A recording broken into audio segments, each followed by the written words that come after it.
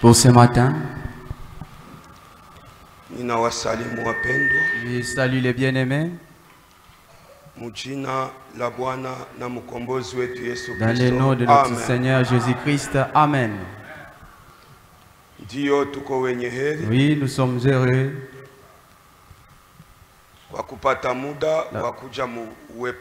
d'avoir eu le temps d'arriver dans la présence de Dieu. Parce qu'il y en a tant qui cherchent cette occasion et ils n'en trouvent pas. Nos autres qui vivent à Kibumba, au Nord Kivu et dans d'autres endroits, ils veulent aussi se réunir comme nous. Mais c'est impossible pour eux. Si vous vous réunissez, on vous égorge. Ça fait peur. Si nous avons eu cette grâce, ce n'est pas parce que c'est nous qui le voulions, c'est par la grâce de Dieu. C'est pourquoi, mon frère bien-aimé, comme il est encore appelé aujourd'hui, il faut en profiter. N'en si ce n'est pas votre cœur. N'abandonnez pas notre assemblée. Il y aura un temps où vous chercherez pour vous réunir et vous en manquerez. Mais Dieu nous donne la liberté pour que nous venions écouter la parole de Dieu gratuitement. Vous n'avez rien à faire. Vous venez, vous vous asseyez. Si les démons t'atteignent ici, tu somnoles même. Tu inclines et tu te relèves. Mais venir seulement écouter, c'est déjà un problème pour toi. C'est pourquoi il est si que tous les cela nous avions lu ce jour-là dans la brochure Église. Si cela dit, chapitre 2, paragraphe 2, chapitre 2, paragraphe 6. Page 2, paragraphe 6. Oui, page 2, pardon. Paragraphe 6. Page 2, paragraphe 6. Et ainsi, ils sont très fidèles pour aller à l'église. Vous devez être fidèle. Aller à l'église, c'est une fidélité. On ne peut pas te forcer. On te force pourquoi? Qu'est-ce que tu as cru? Chaque jour, il faut qu'on te supplie pour venir à l'église. Oh, les enfants de Dieu, venez à l'église. Non. C'est-à-dire que vous ne connaissez pas ce que vous avez cru. C'est lui qui croit que c'est qu'il a cru. On ne peut pas les brisquer pour aller à l'église.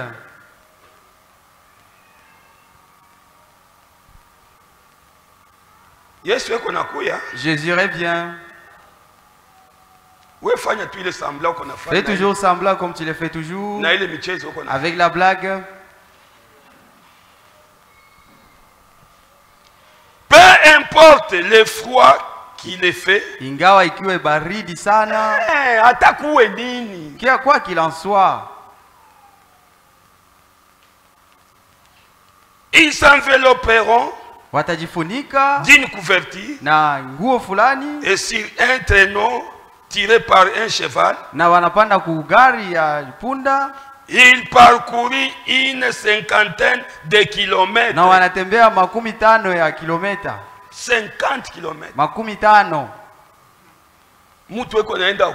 Quelqu'un qui marche pour aller à l'église 50 kilomètres. Mais vous, vous êtes toujours ici à Kalemi. Vous vous absentez. Vous venez une fois. Peut-être par mois.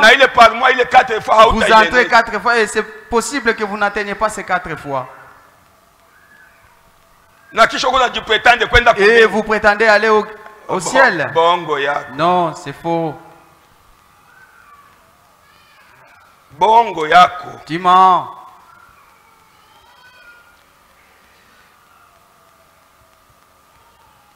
Ok. 50 km.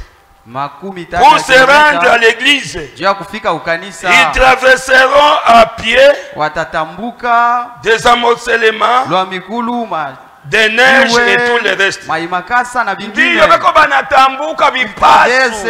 Des glaces. Des glaces même. Pour aller à l'église. Et d'où vient-il? À 50 km de l'église. Il y aura celui qui entrera au ciel, mais sans couronne. C'est comme ça, je te l'ai dit. Tu entreras au ciel sans couronne.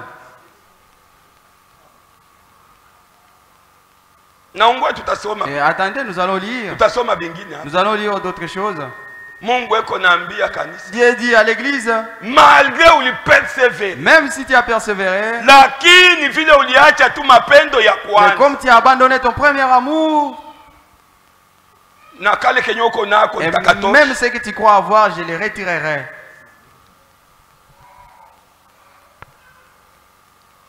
Jeune et vieux. Kijana na mzee. Nous sommes déjà vieux, marchés. Nous pouvons aller au moins une fois. Nous avons déjà tout attendu. Tu mens, tu te trompes. Si on poursuit ta vie que tu mènes, beaucoup de gens te doivent accomplir ton mauvais cœur à cause de tes mauvaises habitudes. Tu es ancien en quoi? Ancien en quoi? Tous ici, nous venons ici parce que chaque jour, que Dieu nous taille. Amen. Oh, ça fait longtemps, j'ai déjà entendu. Qu'est-ce que tu as entendu? Ta vie. C'est ta vie que nous avons besoin. Déjà, t'appelles encore quelqu'un de mauvais cœur. Alors viens. Et Dieu t'ôte ces mauvais cœurs. Au ciel, nous irons sans tâche.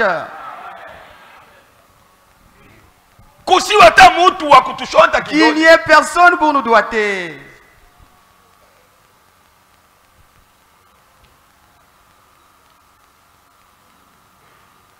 Que Dieu nous aide. Que nous abandonnons nos vantardises que nous avons dans la parole de Dieu. Même nos occupations que nous avons. Et cela ne nous retire pas de la parole de Dieu. Nous, c'est juste parler. Et les écrits disent, ce n'est pas seulement entendre qui suffit. C'est entendre et vivre cela. Sans cela, il y a des autres comme toi qui ont entendu. Mais comme ils ne pratiquaient pas la parole, ils n'étaient pas agréés à Dieu. Abandonnons cela, frère. Jeune et vieux, ils s'assemblent tous.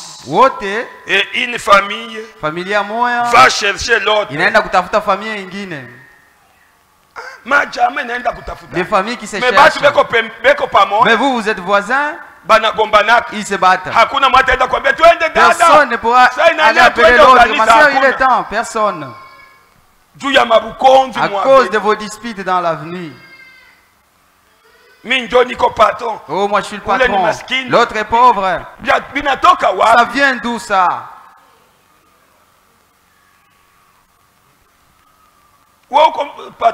Toi, tu es patron?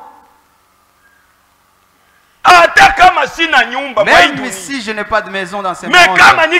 Mais si je suis le patron des patrons. Amen. Tu ne peux pas me vanter parce que tu as une voiture. Un jour, ça sera au-dessus des pierres. Tu ne vois pas de carcasses. À cause de la voiture, tu te dis patron. Même si tu es à l'étage de ce niveau, tu n'es pas plus patron que moi qui est Jésus-Christ. Et d'ailleurs, tu n'as rien à te vanter. Celui qui t'a donné, c'est mon Dieu. Toi, tu es mon gérant.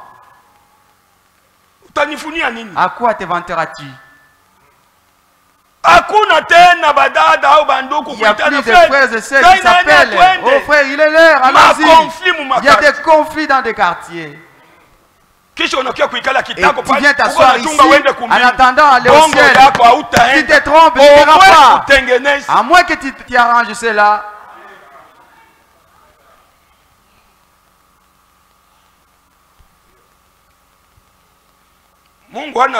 Dieu n'est pas un vieux. Et il ne change jamais. On lui a demandé quel est le premier commandement. Il en a donné deux. Le premier, c'est craindre ton Seigneur, ton Dieu, et de l'aimer de tout ton cœur. Et ce qui lui est semblable, c'est aimer son prochain comme soi-même. De ces deux commandements, c'est ce qui tient sur cette Bible. Vous faites semblant, vous ne vous parlez pas, vous vous battez dans votre cité, il y a des mêmes des égratignures, et vous vous injuriez, et vous venez ici vous asseoir. Sans honte. Non. S'il devait y avoir quelqu'un pour pleurer, c'est toi, à cause de la vie que tu mènes. C'est encore aujourd'hui et c'est ton jour. Le jour de Dieu arrive. Tu pleureras et on ne t'écoutera pas.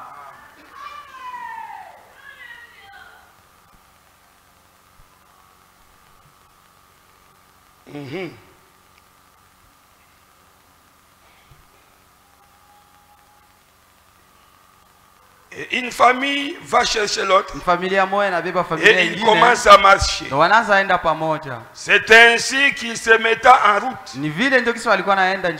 C'est le sacrifice. Est-ce que vous avez entendu? C'est un sacrifice. C'est donné pour aller à l'église. Ce n'est pas parce que ceux qui viennent dans les églises n'ont pas de travaux, ils n'ont rien à faire. Non. C'est se donner. C'est se sacrifier. Pour Jésus. Je ne peux pas laisser les portes de l'église ouvertes et rester à la maison. À cause de Jésus. Toi, c'est à cause de quoi?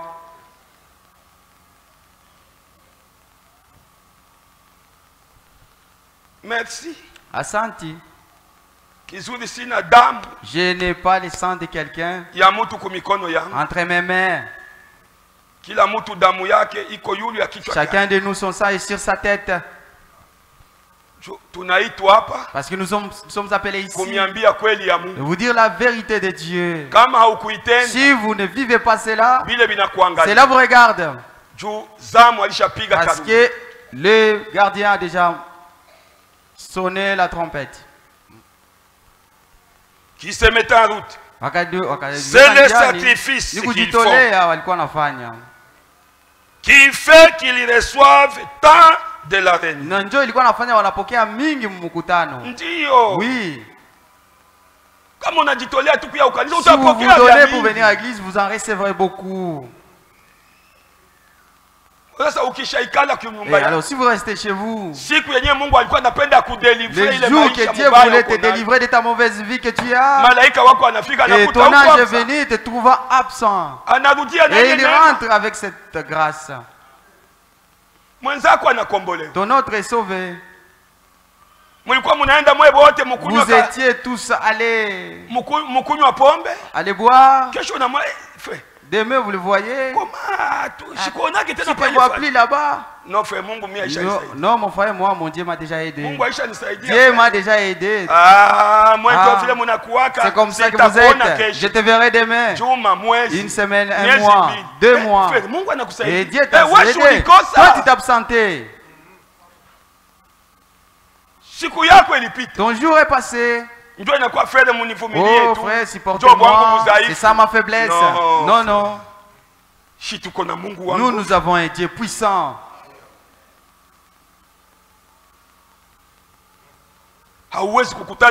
Tu ne peux pas les croiser et rester tel quel. Non. Même si Jacob a résisté avec lui, ils ont combattu. Dieu a dit, ce type ici, il est un homme. Hein? Ok, je vais le montrer. Quoi qu'il y ait, aucun démon ne sera plus grand que Jésus-Christ. On l'a cassé l'os de la cuisse pour montrer qu'il est l'homme. Et il a boité. Et si vous le croisez vous aussi, même si vous êtes un incrédule à haut niveau, si vous croisez le vrai Jésus, tu dois changer. Ton incrédulité doit finir. Tu n'as jamais croisé. Tu t'efforces seulement. Nous allons lire ici. Se mettre en l'œuvre. Personne n'y tient. Donc tu sais, vivre seulement la chrétienté. Si vous certainement vous l'avez croisé, Jésus lui-même a raison de dire que mon fardeau n'est pas lourd. C'est vrai. Ce n'est pas lourd. La chrétienté, ce n'est pas une vie difficile. Vous pouvez venir cracher sur moi. Et moi je regarde, je vois que c'est un démon. Et je quitte et je pars. C'est ça être un chrétien. Mais si vous commencez à vous discuter, pourquoi tu as craché sur moi? Tu appelles déjà Satan. Tu feras honte à la chrétienté.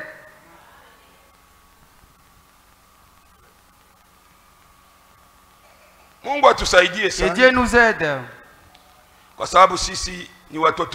que nous sommes les enfants de la lumière. C'est le sacrifice qu'ils font. Qui reçoit tant de la quand il n'y a pas de sacrifice, on ne retire pas grand chose de la réunion.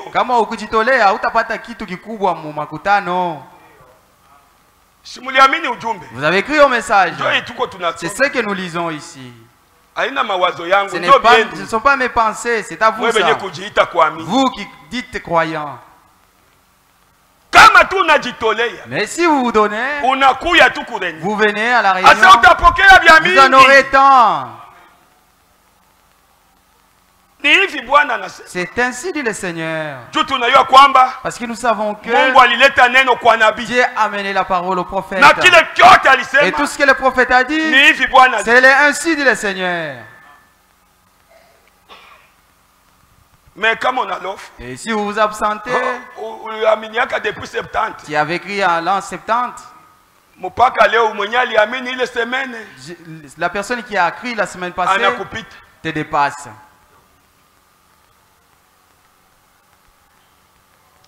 Ok. Ok. Il faut vraiment vous y mettre à faire quelque chose qui fait très mal. Mnapaswa kufanya kitu kenye kinaumiza. Voir mettre de côté certaines choses. Na kuweka vitu vingine pembeni. Et arrêter votre travail. Na kuacha kazi yenu. Amen.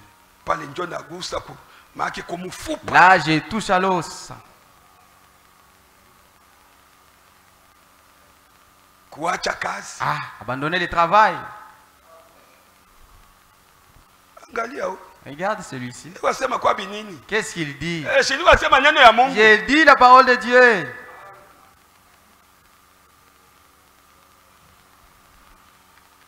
C'est pour ça que je suis venu ici. C'est pour vous parler de la vérité de Dieu.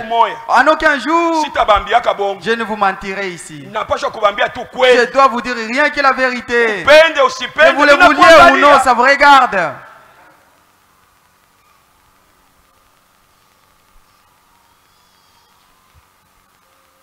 Et arrêtez votre travail. Na kuacha kazi yenu. Et faire ceci ou cela. Au kufanya kitu fulani. Ndio. Vous êtes en train de faire la lessive à l'heure d'aller à l'église.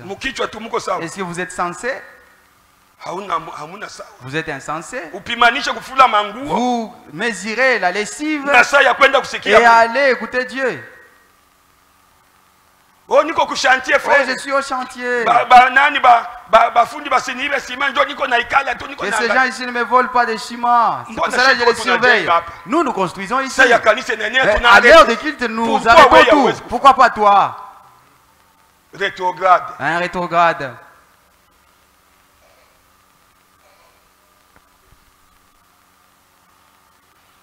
Ok. Ça va. Que Dieu nous aide.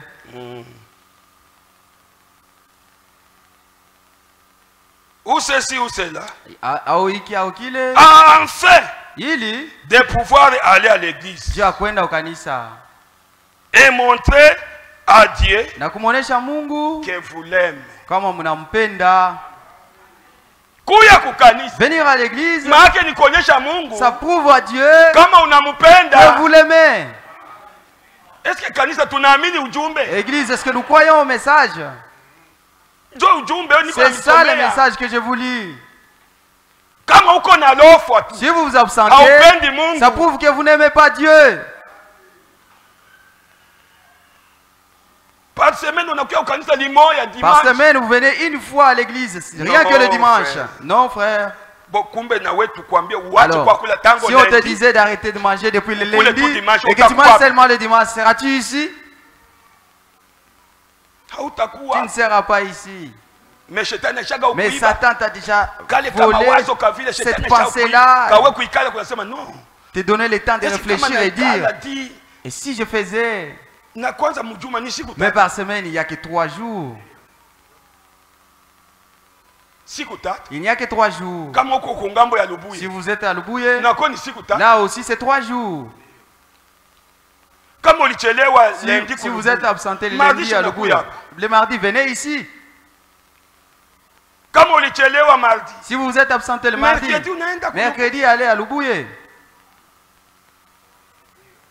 Mais toute une semaine, vous êtes occupé. Achète-nous un bateau pour que nous commencions à voyager avec dans le travail que tu fais. Dieu nous dit, vous demandez, on ne vous donne pas. Vous travaillez, vous n'aurez rien. Vous êtes toujours les gens qui se lamentent. Ceux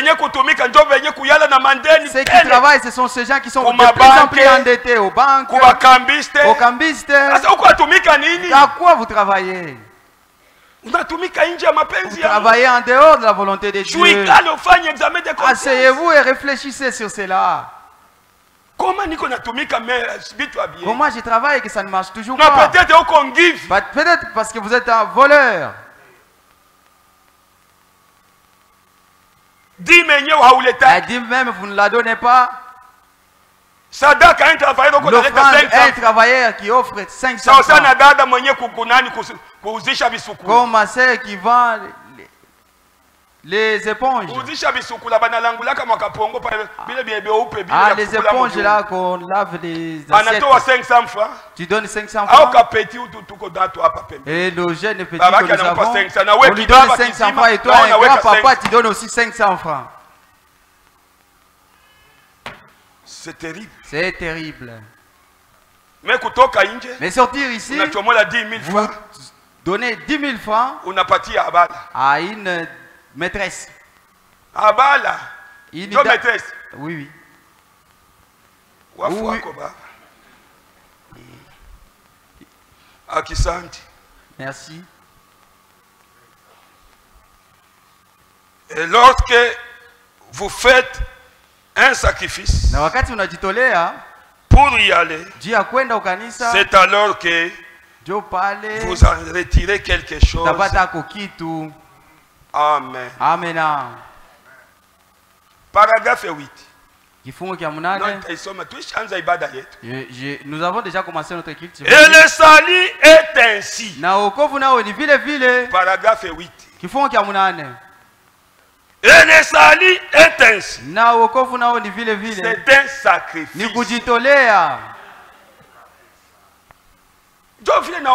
C'est comme ça même avec le salut. C'est sacrifier. Si vous ne connaissez pas la valeur du calvaire, même la valeur de votre salut, vous ne la connaissez pas. Le salut, c'est se priver. La Bible dit que si tu aimes ton père ou ta mère, ou ta maison, plus que lui, Dieu, vous ne lui appartenez pas. Ce n'est pas une blague. C'est un sacrifice. Et le prophète va encore plus loin.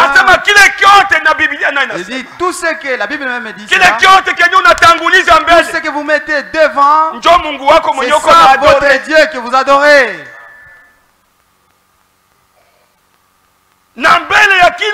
Et devant chaque chrétien, il doit mettre devant lui les ainsi dit le Seigneur. Dans tout ce que je vais faire, que dit la parole de Dieu? Mais vous faites comme vous voulez. Ça va? C'est bon? Il y a deux enlèvements, des résurrections. Lorsque les gens seront ressuscités, il y a ceux qui seront ressuscités pour la gloire et les autres pour la honte. Pourquoi? À force de ne pas accepter la parole de Dieu. Que Dieu nous bénisse. Même si je disais beaucoup, si tu n'es pas dedans, nous allons nous mettre debout.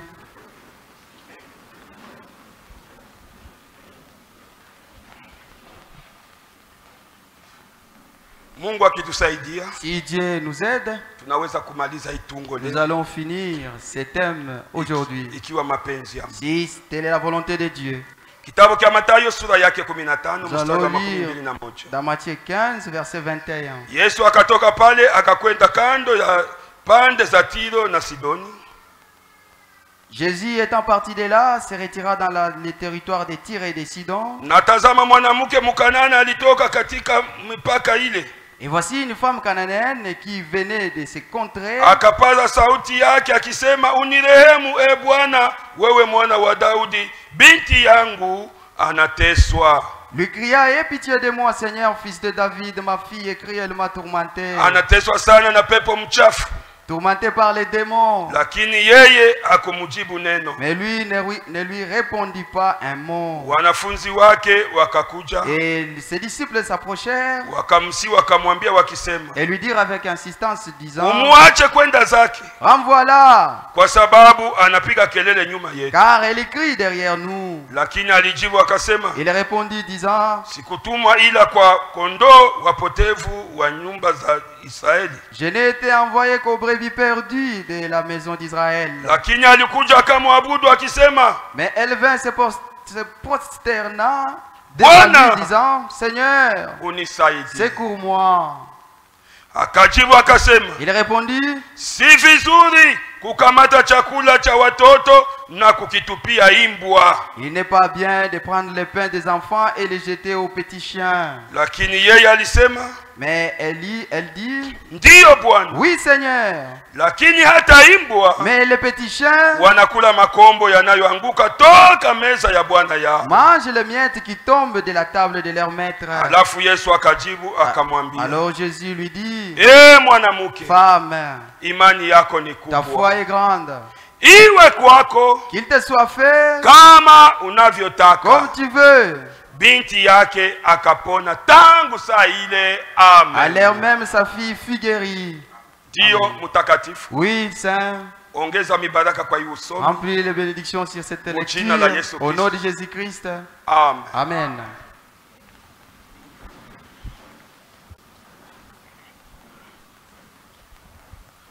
Ndiyo wapendwa. Oui, mes bien-aimés.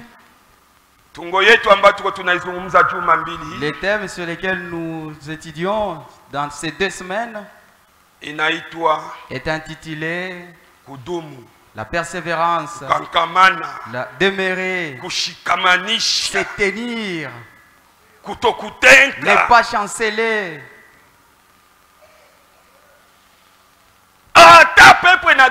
Peu importe le niveau de la tempête, le prophète dit, quand la tempête est forte, les arbres, quand ils chancellent, c'est là même qu'ils enfoncent des racines. Et toi, quand tu demeures, l'expérience avec Dieu continue à grandir.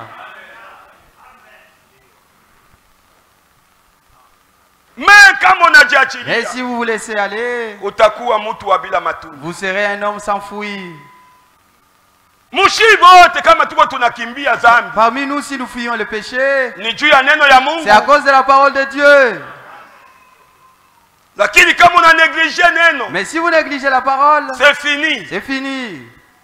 Vous êtes un torchon comme les autres torchons. C'est pourquoi les conseils de la Bible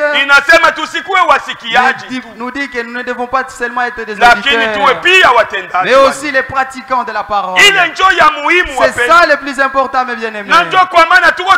C'est pour cela que nous prêchons. Nous prêchons le salut. Disant que nous prêchons en général, que tout le monde soit sauvé. Mais ce n'est pas comme cela. Ce n'est pas tous qui seront sauvés. Poussés à bout. Il y a le 1er septembre. Le 1er septembre 1963. Prêché en 1963. Ni traduction ya Suisse. Ni kutafsiriwa kwa Suisse. Ndio. Oui. Ni sawa page yake ya 3. Page 3. Il y a beaucoup de gens kuko watu wengi qui ne savent pas ce que ce signe. Hawaji maana ya ile. C'est pourquoi il faut faire comme si personne ne le connaissait. Ndio ni kufanya sawa vile mtu ayui. Afin que tu puisses le comprendre. Ili kila mtu aielewe.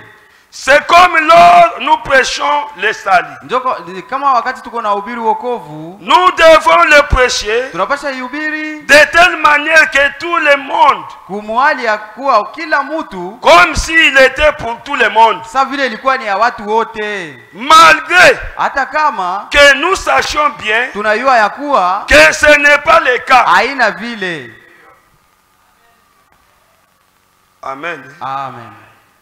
Neno ya bibi harusi, la parole de l'épouse inakuya tunaileta, arrive, nous l'amenons. Sawa vile si bote hapa tunajua kama ni bibi harusi, comme si tous ici sommes l'épouse. Mais habana bote, mais ce n'est pas comme ça. Habana bote beko hapa ndio bibi harusi. Tous nous ne sommes pas l'épouse. Aina mimi nasema ce n'est pas moi qui l'ai dit, nous lisons.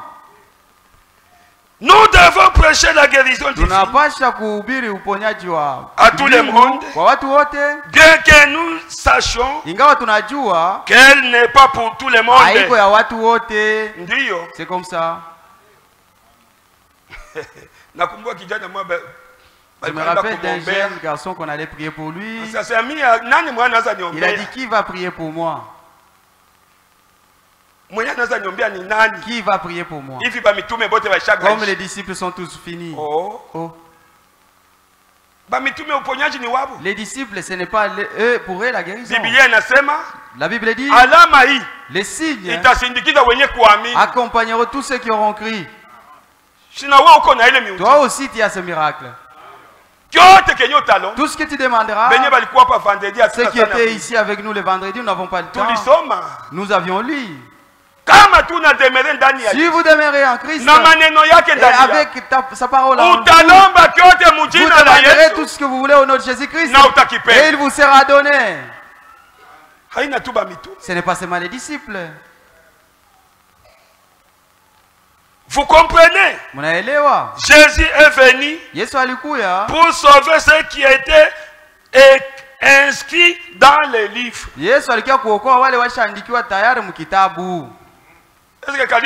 Église, vous avez compris? C'est comme ça l'arrivée de Jésus. Les gens que Dieu avait connus avant la fondation. Avant la fondation du monde. Ce sont ces gens-là pour qui Jésus viendra. La parole de Dieu est un couteau. De la rédemption dès avant les fondations du monde. Ce sont les seuls qui soient venus sauver. Qui sont-ils? Je ne sais rien. Je ne les connais pas. C'est toi avec ton Dieu seulement. Mais aucun pasteur, même un diacre, même votre frère ou la sœur qui est à côté de toi, elle ne sait pas ton expérience avec Dieu. Il ne sait pas. C'est pour cela que nous n'allons pas nous prendre des modèles ici. Amen. Amen. Chacun pour soi. L'autre là, on l'a tressé. Des petits mèches, moi aussi je peux le faire. C'est ça le modèle. Est-ce que tu es sûr qu'elle ira au ciel? Est-ce que tu sais que Jésus est mort pour lui ou pour elle? Imite Jésus, imite la parole. La parole vous dit à vous les frères, ne vous conformez pas au monde. Et nous savons ce qui est du monde.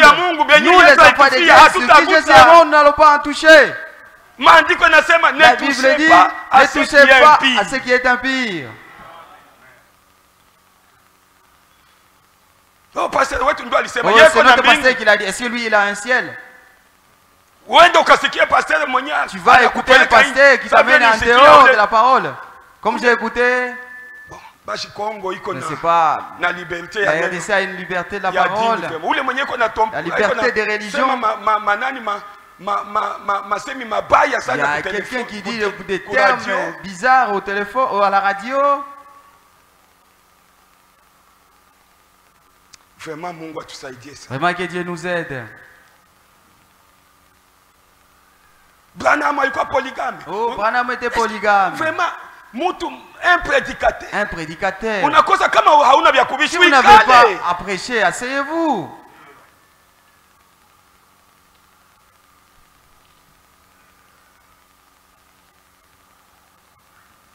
Nous continuons, bien-aimés. Nous sommes à un mauvais temps.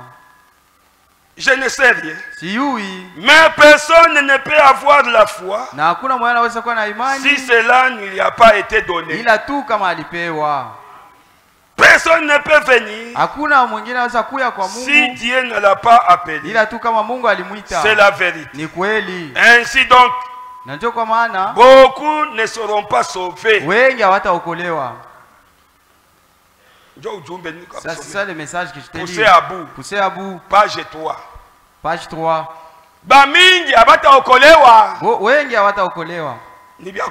C'est vrai.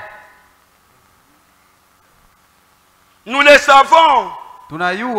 Dieu savait avant la fondation du monde qu'il ne serait pas sauvé. Il y en a beaucoup qui ne seront pas guéris.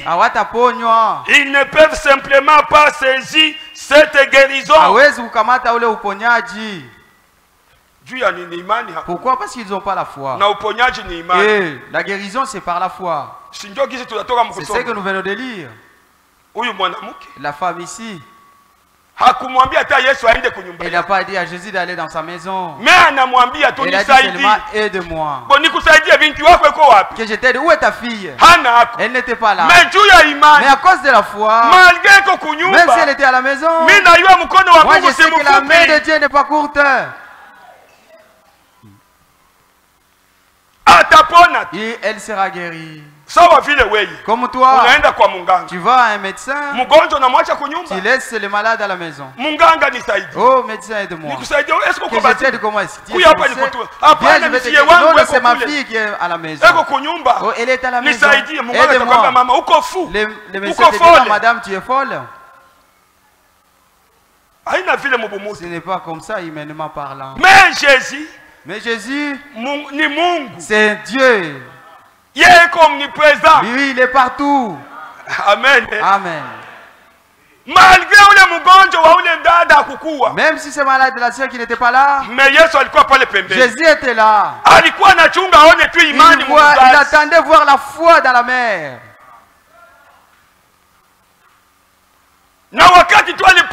Et lorsque Jésus a prononcé, hey, femme, ta foi est grande, qu'il te soit fait selon ta foi. Là même la Bible le dit, l'omniprésent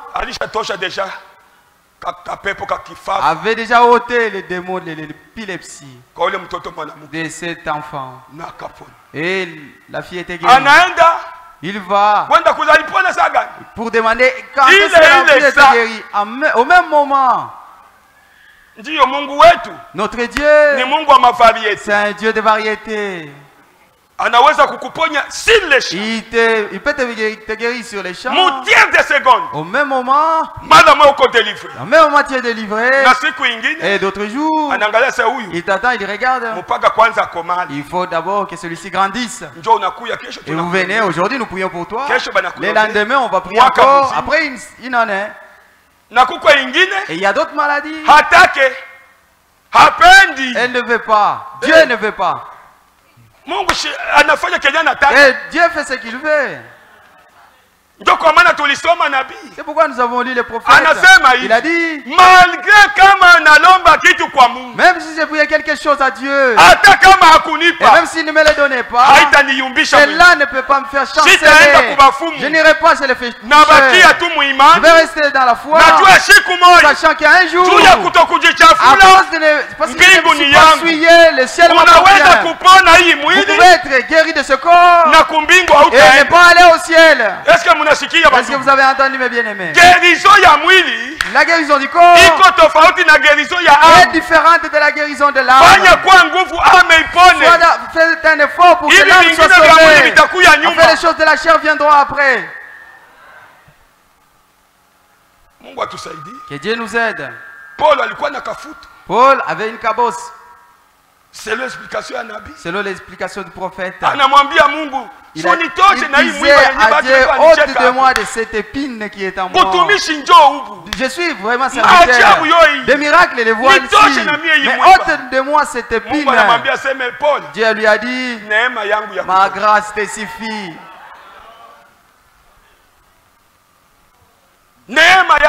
Ma grâce te suffit. Et il mourit avec une cabosse. La guérison du corps, c'est vrai, c'est la promesse de Dieu. Mais la plus grande des promesses, c'est la guérison du calvaire. Que ton âme soit sauvée. Parce que la Bible dit, même si vous mangez des choses pourries et sales, cela ne vous rendra pas sale. Les mathématiques de Dieu, cela ne te rendra pas impur. Mais ce qui sortira de ton cœur, c'est cela qui te souillera. C'est pourquoi il faut c'est pour cela qu'il faut que l'âme soit sauvée premièrement, qui quitte dans les mauvaises habitudes, les mauvaises envies. Tu vois que c'est un bon frère, mais c'est un bandit.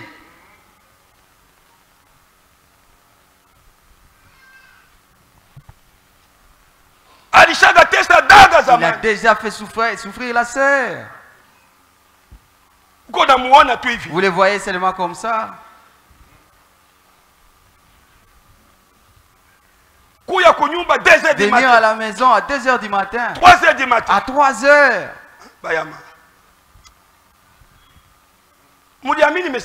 Quel message avez-vous cru? Que Dieu nous aide.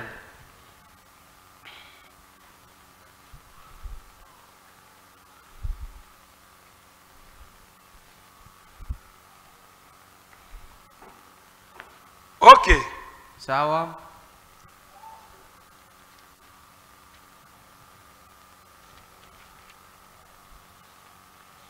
Guérison. Uponyaji. Ils ne savent pas ce que c'est. Hawajui kama ni nini. Ils seront nombreux. Watakuwa wengi. Mais nous prêchons. Lakini si tunahubiri. Comme si cela était pour tout le monde. Sa vile kama mahubiri ni ya watu wote. Car kwa maana nous ne savons pas hatuyui qui l'acceptera. Ni nani ataipokea? Nous ne le savons pas. Hatuyui. Mais lakini c'est pour quiconque. Ni kwa fulani. Il y a des gens kuko watu qui ne peuvent tout simplement pas recevoir cette foi. Hawezi kupokea ile imani. Amen. Amen. Il envoie de même des signes. Ni vile vile anatuma na mahali. Nous avons parlé abondamment du signe. Tuliongelea sana juu ya ile mais alama. Il faut maintenant manifester les signes. Inabidi sasa kuionesha ile alama. Vous comprenez? Unaelewa? Les littériens disent. Walitero wanasema que le signe ya kwa alama c'est accepter la parole. Ni kupokea neno. C'est accepter Jésus comme sauveur personnel. Les méthodistes disent quand vous devenez heureux au point de vous mettre à pousser des cris, alors vous avez le signe. Les pentecôtistes disent vous l'avez quand vous vous mettez à parler en langue. Nous avons découvrir que tout cela était faux. Amen. Amen. Le message est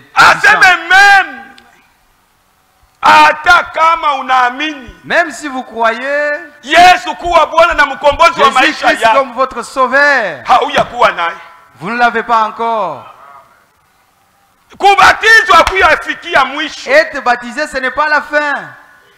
Ce qui va t'amener au bout, c'est avoir les signes. Jésus-Christ en toi. Continuons, nous allons finir. Vous voyez, les signes et les signes. Alama ni alama. C'est vous en Christ. Ni wewe ndani ya Kristo. Christ en vous. Na Kristo ndani yako tu. Seule personne. Wewe peke. C'est le Saint-Esprit. Ni Roho Mtakatifu. Sa vie agissant en vous. Roho Mtakatifu maisha yake ikionekana kwako. Amen. Amen. C'est ça, reconnaître les signes. Nous voyons ta vie.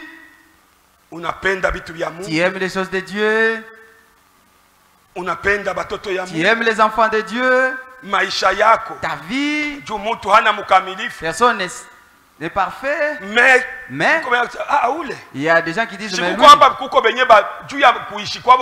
il y a des gens à cause de leur bonne vie dans leur quartier, ils ont crié à cause de ces derniers. Moi je suis venu parce que je vois ces couples vraiment. Cela m'a réjoui. Leur façon de vivre. C'est pour cela moi aussi je me suis dit que je viens d'abord voir les dieux qu'ils ont. C'est comme ça. Les couples à qui on sépare toujours des bagarres. Oh, vous êtes des tabernacles, arrêtez cela. Et vous voulez, vous attendez à aller au ciel. C'est faux, vous vous trompez. Même si vous êtes un prédicateur, même si vous êtes un pasteur, et vous pensez que être pasteur, c'est ça les signes? Non. Le pastorat, c'est juste un don. C'est juste le respect. Juste pour enseigner. Mais c'est un homme comme toi. Lui aussi, il doit d'abord mourir à Golgotha. Un pasteur, c'est un homme simple. Il n'est pas au-dessus de qui que ce soit. Il peut aussi se tromper. Et toi aussi, mêmement. Hein, frère? Oui, frère. Pasteur, qu'il soit pasteur, avec sa femme, il est déjà au coin du lit. Ne me touche pas. Il a déjà tourné les dos à sa femme, frère.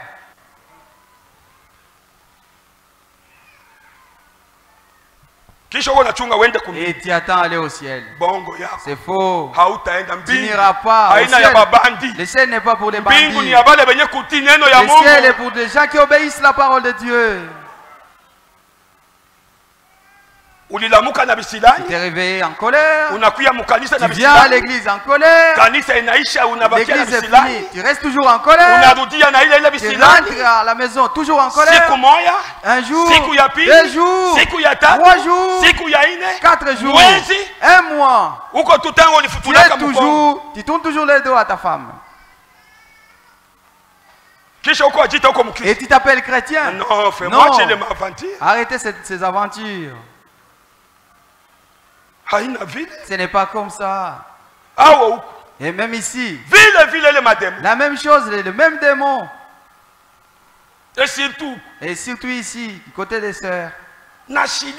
Je suis en colère. Ne me touche pas. Et tu as déjà porté le morceau de culotte en montant au lit.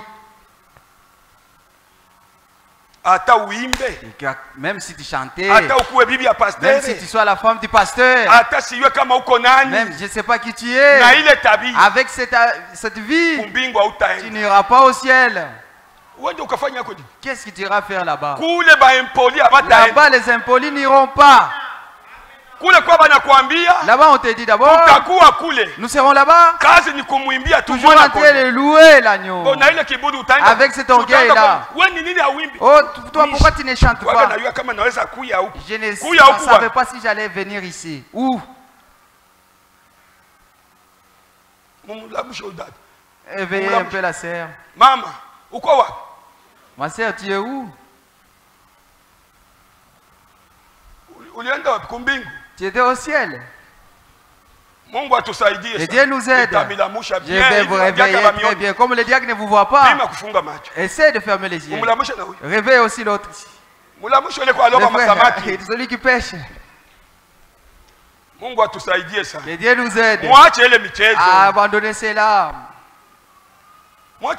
Abandonnez cela. Nous sommes dans la présence de Dieu. Prie pour toi, pour que Dieu te libère, afin que tu écoutes la parole de Dieu. Que Dieu nous aide. Nous devons vivre la parole de Dieu. Demeurer. Aujourd'hui, si nous ne voyons pas les miracles au milieu de nous, c'est parce que nous ne sommes pas unis. Nous sommes séparés. Dans l'église des disciples, si les miracles se voyaient, la Bible dit qu'ils avaient 4 choses. Dans Actes des Apôtres 2:42. Oui. Ils avaient le même baptême. Amen. Amen. Le même baptême. Un seul Dieu.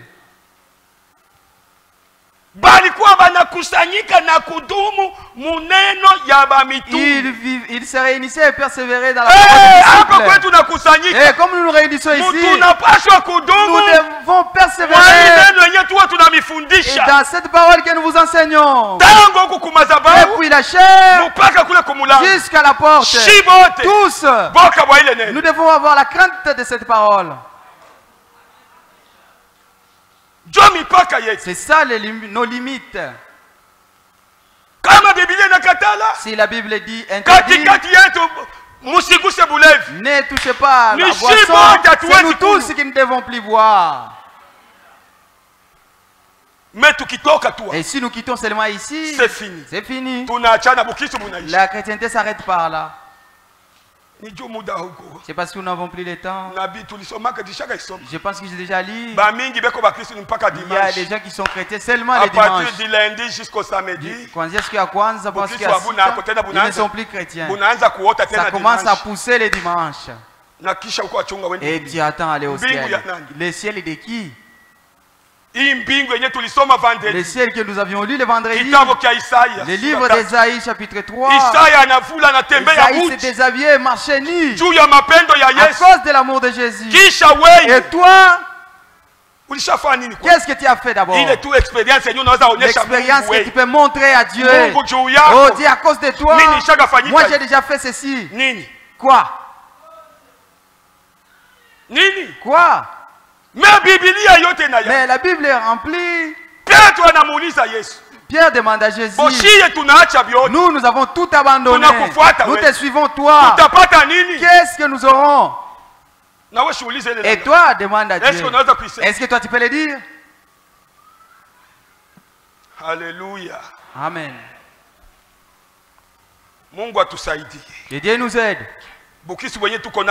La chrétienté que nous avons, frère, nous devons l'amplifier. Il ne faut pas diminuer.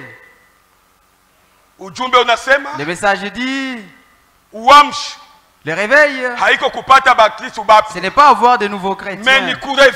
C'est si juste réveiller les mêmes anciens chrétiens. Parce que dans les 10 vierges, tous étaient les anciens. Mais parmi eux, il y en a eu ceux qui dormaient. Et Dieu nous aide. Nous voyageons pour aller au ciel. Nous devons demeurer dans la parole de Dieu. Si vous persévérez, et Dieu dit, tout ce que vous demanderez en mon nom, il vous donnera.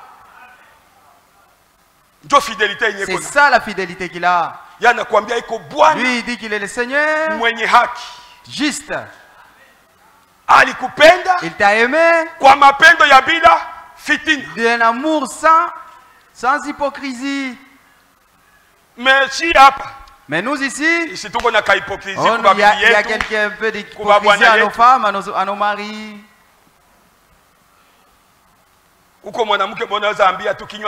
Il y a une femme à qui tu peux dire quelque chose de mauvais. Est-ce que tu vas aller dire cela à ta femme? Ma femme, j'ai dit à cette dame que tu as grossi un peu et tu donnes envie. Est-ce que tu iras dire cela à ta femme? Ça, c'est l'hypocrisie. C'est de l'hypocrisie que nous avons. Et en abonde. Il y a des jours où tu es allé parler avec une fille et tu as refusé. Est-ce que tu as déjà parlé à ta femme?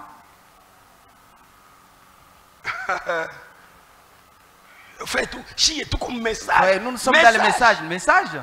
Message, c'est vérifier ta vie. Tout ce qui est impur n'entrera pas. Et toi? Moi j'ai l'argent.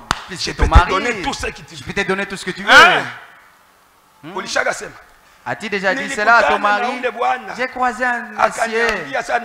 Il m'a dit, il peut me donner. Mais à cause de mon amour pour toi, je l'ai réprimandé. Qui? Vous en avez tant dans vos cœurs.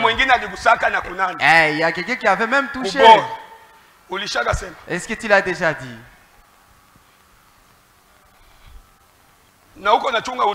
Et tu t'attends à aller au ciel.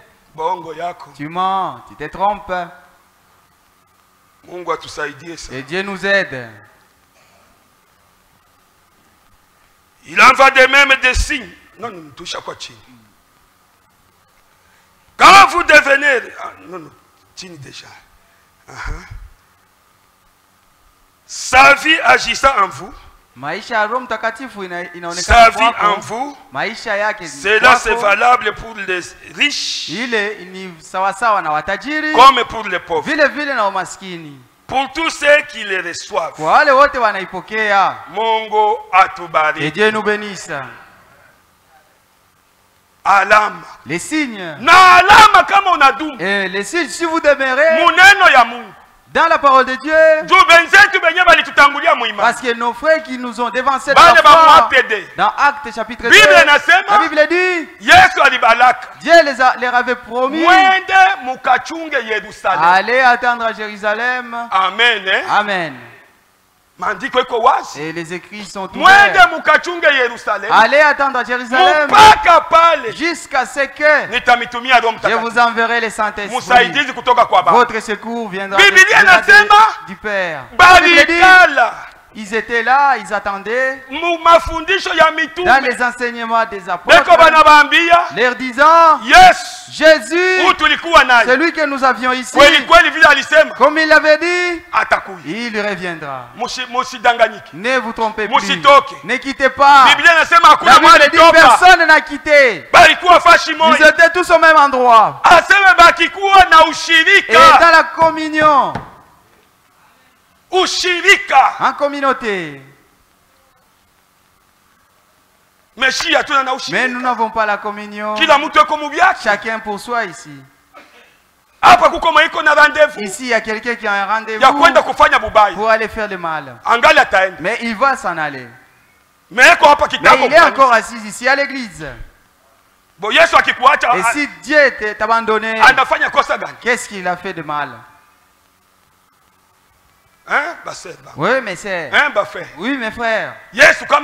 Si Dieu vous laisse, et s'il a eu tort,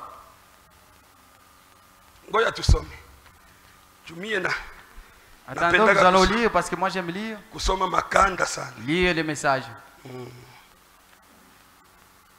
La statue de l'homme parfait. Il y a le 14 octobre 1962 matin. Le 14 octobre 1962 matin. Suisse. La tradition suisse. Page 16. Page 16. Pour acheter le temps. 16 paragraphe yake. Vous vont commencer. Paragraphe 70. Retenons ici. Un moment. La brebis ne fabrique pas de la laine. Est-ce que kanisa tunasikia? Vous avez entendu l'église? La brebis ne fabrique pas de la laine. Ça c'est un exemple que le prophète donne. Il ira encore loin. Elle porte de la laine. Il ne porte que de la laine. C'est sa nature. Je vais essayer d'être bon. Je vais essayer de faire ceci. Ne fabriquez rien. Ne fabriquez rien.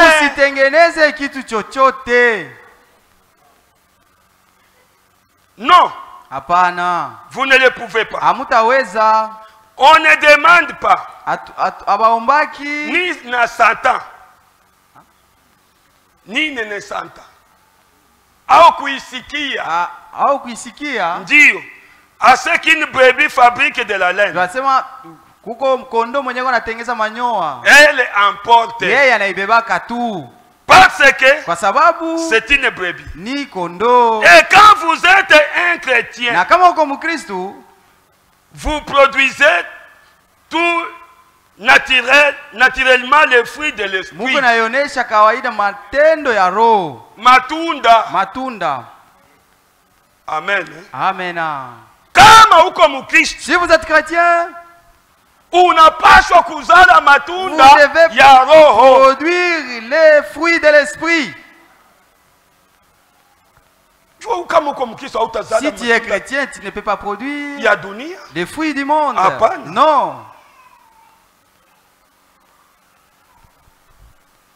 N'essayez pas de les vanter. Vous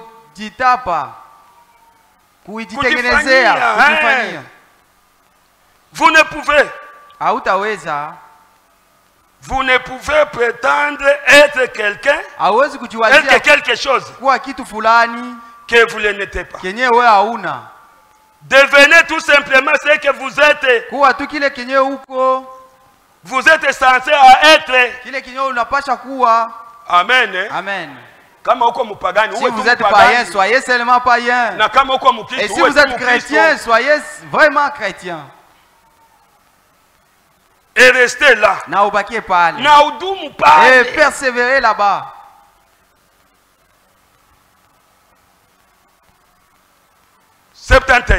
Avez-vous entendu des personnes dire, eh bien, je vous l'ai dit maintenant, je fais partie de l'église et je ne devrais vraiment plus mentir. Vous essayez de nouveau de fabriquer quelque chose. Parce qu'à l'église, c'est ici qu'il y a tant de bandits, beaucoup de menteurs. Wengi. Oh frère, donne-moi d'abord l'argent. Je vais te faire ceci, cela. Depuis qu'ils ont commencé. Allez rentrer. Frère. Tu deviens un démon, frère. Tant de mensonges dans l'église. Le seul endroit où il n'y a pas de mensonges, c'est en Christ. Mais dans cette église, il y en a plein. Ok. Oh, sawa. J'ai fait partie de l'église. Oh, niko wa mukanisa. Ok. Vous essayez de nouveau de fabriquer quelque chose. Vous ne pouvez le faire. Alors il n'est pas nécessaire d'essayer. Pas plus que je les mille ne peut faire en sorte de porter de laine. Il ne peut le faire. Paragraphe 73. Vous ne pouvez dire maintenant, vous allez voir, je suis censé avoir verti. Alors j'aurai le verti. Je suis censé vivre pieusement. Ainsi aurai-je tout simplement la piété. Vous êtes seulement en train de placer des plumes sur un oiseau d'une espèce différente. Ne sera pas marché. Et cela montre tout simplement que cet oiseau est un hypocrite. Amen. Amen. C'est ça le message que nous avions pris. Un chrétien, s'il commence à faire des choses parce qu'il est dans l'église, et le message dit, ne fabriquez rien.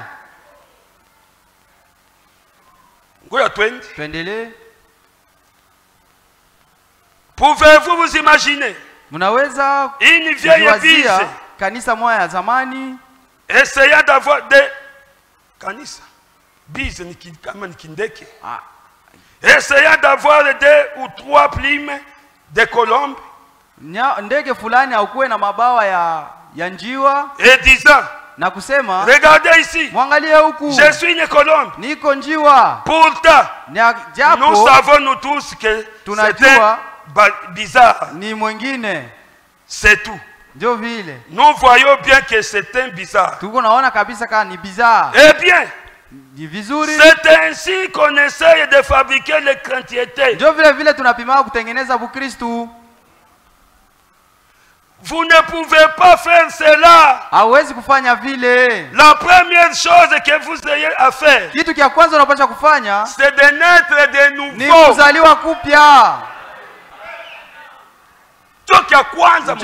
C'est ça la première des choses. Calvaire. Naître de nouveau au calvaire. Vous devez être changé. Est-ce que vous avez entendu?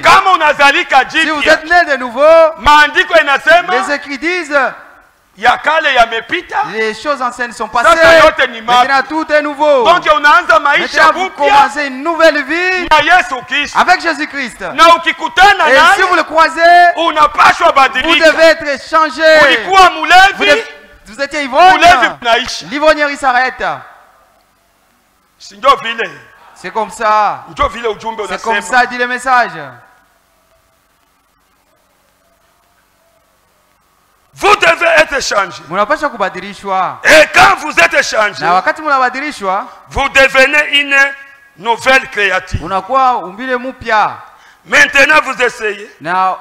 Vous saisissez. Alors, vous n'avez plus à vous procurer des primes. Cela viendra tout naturellement. Quand vous serez né de nouveau, bien sûr, comme je l'ai toujours dit, prenez un porc, lavez-le à la brosse, mettez-lui un complet, Texaco, et laissez-le aller. Il tournera tout droit dans la boue. Amen. Amen. Le prophète dit qu'il prend toujours l'exemple. Prenez un porc et lavez-le avec un brosse, qu'il soit tellement propre. Et donnez-lui une veste. Si c'est un mâle, donnez-le et dites-lui, mon cher garçon, il ne va plus là-bas. Toi, tu vois maintenant, tu es en veste. Et le frère dit qu'il rentrera toujours dans la boue. Pourquoi? Allons lentement.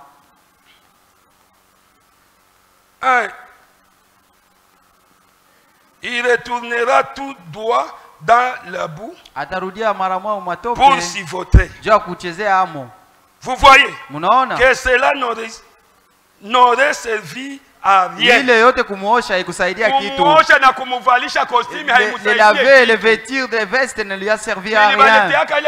Je vous avais donné l'exemple de ce frère là-bas à qui on avait donné les habits. On est allé les baptiser. Seulement sortir à l'église. Les voilà, il prend maintenant. Nous t'avions vu, on t'a baptisé. Moi, on a lavé juste le corps. Mon cœur est toujours le même, alcoolique. Et aujourd'hui, il est de plus en plus ivrogne. Ne touchez pas à ce message et revenir en arrière. Ta nature sera encore plus mauvaise. Et vous n'aurez plus honte. C'est un porc. C'est sa nature. C'est votre et sa nature. Kucheza mumatope njo hali yake. Se voter dans la nature, c'est ça sa nature.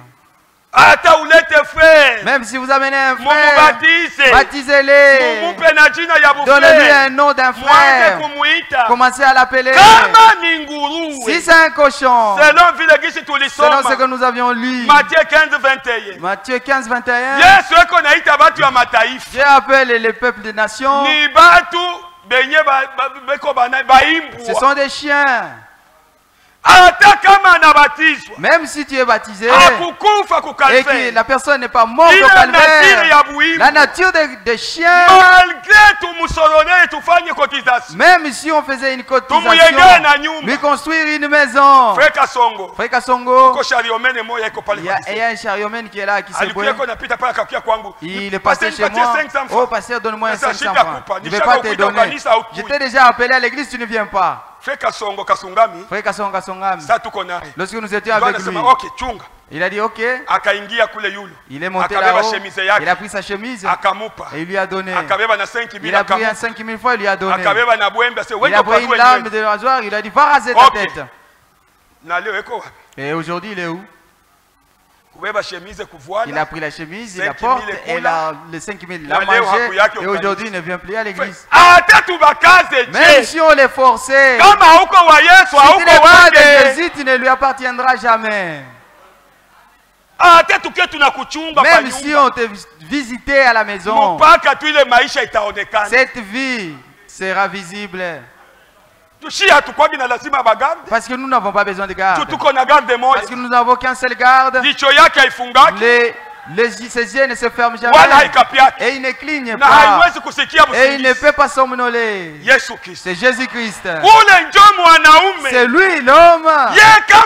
Parce que si vous l'avez, lui, la Bible dit, il vous guidera dans toute la vérité. Et votre vie sera une histoire aux gens. Et celui-là, oui, c'est Dieu. Comme vous le connaissiez, il a croisé Jésus. Et Jésus a dit, celui qui vient à moi, je le changerai. Et je l'appellerai mon bien-aimé. Amen. Est-ce qu'il y a le bien-aimé de Jésus ici? Vous acclamez-vous.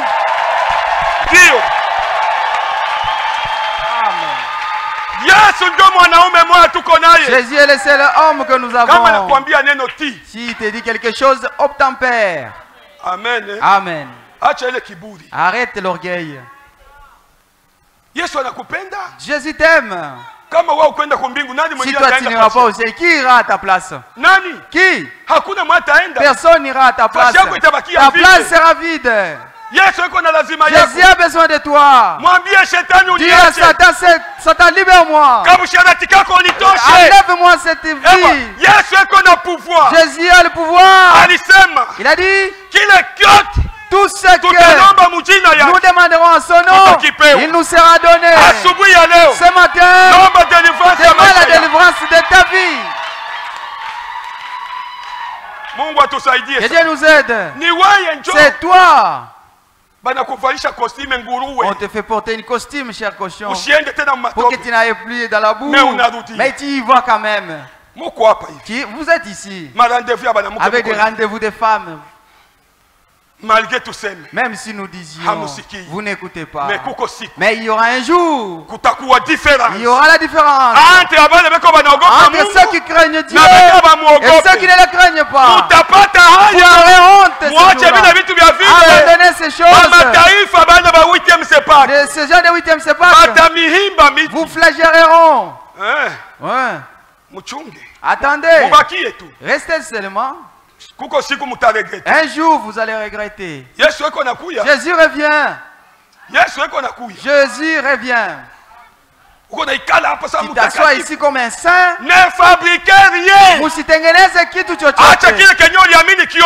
Laisse-nous voir ce que tu as cru. Ne faites pas de toi un faux chrétien. On te donne un frère, le travail. On pensait que tu étais un enfant de Dieu, alors que c'est un escroc gentil. Un voleur. Oh, moi je n'aime plus travailler avec des frères. Vous nous avez déçus. Il y a des frères, nos anciens frères. Il y avait des entreprises sur qui on les pour travailler. Mais vous d'aujourd'hui, les soi-disant du message, vous faites honte. Aujourd'hui, les frères sont dégoûtés de travailler avec vous. Oh, ces frères-là qui est mauvais. Il n'est pas bien comment? La Bible dit que le serviteur respecte son maître et l'écouter. Moi, je n'aime pas que tu vendes ces médicaments comme ça. Et je n'aime pas que tu vendes ces divers de cette manière. Vous devez juste dire à vos ordres, chef.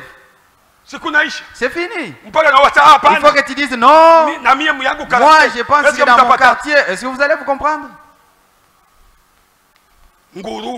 Cher cochon.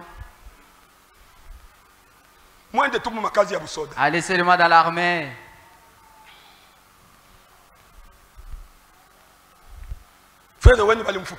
Votre frère, on l'a chassé parce qu'il a volé. Quel genre de frère? Un frère. Non. Comment tu es entré en tant que frère? Ça va? Et quand vous êtes changé, vous devenez une nouvelle créature. Maintenant vous essayez.